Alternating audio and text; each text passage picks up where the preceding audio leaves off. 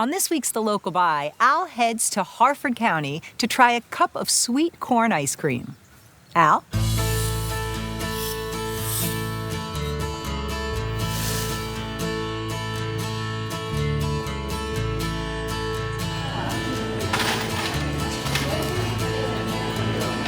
It's no secret that Maryland's dairy industry has had some pretty serious hurdles to overcome.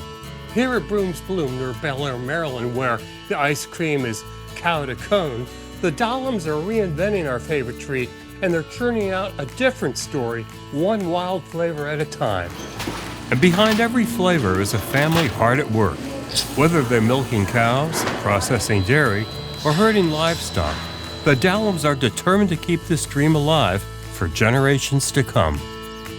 So it's our family's farm. It's been in our family since 1726. We're the 9th generation to be on this farm. Currently, it is a dairy farm with the processing plant and the ice cream store on the farm. After graduating college, sisters Emmy and Bel Dallam returned to work at the old family farm, only to discover a familiar problem.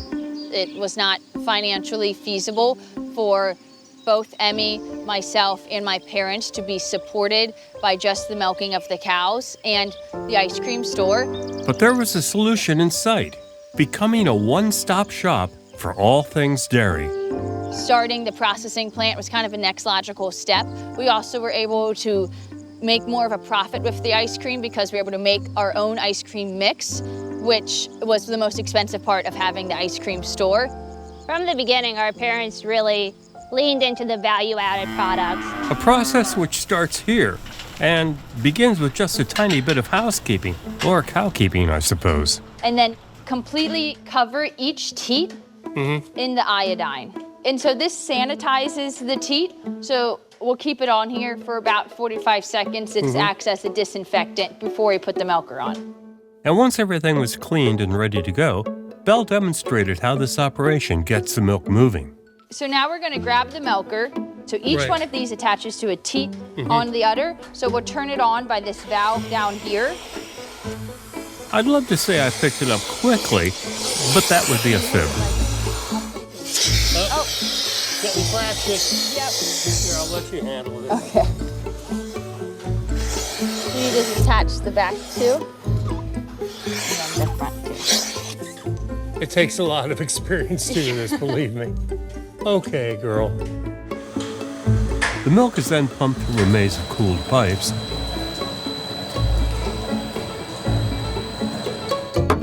Into the processing room, where milk is homogenized, bottled, and of course, turned into ice cream mix. We had a lot of middlemen that were doing the processing. But when we had our 2 daughters come on board, we realized we really needed to tie these businesses together more and make it more sustainable. And the bonus for blending their milk production with their ice cream stand, wild and wonderful flavors, like this sweet corn ice cream Kate and I were about to prepare. The first time I made it, I thought, well, this could be a one-and-done flavor, but actually people request it all the time. In fact, we have people that come in the middle of winter and want to know where it is. Well, they don't call it sweet corn for nothing. That's true. It really is sweet. Yes. And the ingredients, like this ice cream mix, only enhance the flavor. So this ice cream... Look how thick that is. Yeah, it's a combination of milk and cream. Holy mackerel. And then we add cane sugar to it. And of course, the sweet corn. We get it from Hopkins Produce, which is in Havre de Grace. That's always a challenge, is to get it in without spilling it. And finally, a machine freezes and mixes the two in a particularly goopy manner.